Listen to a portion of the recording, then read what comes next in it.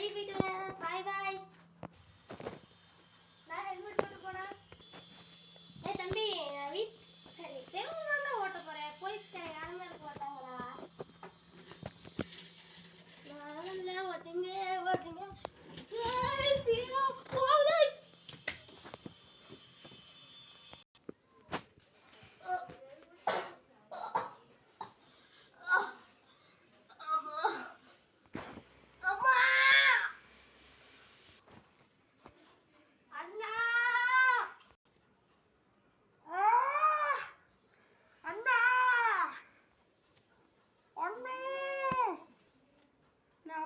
சொன்னேன் நான் ஹெல்மெட் போட்டு போனேன்.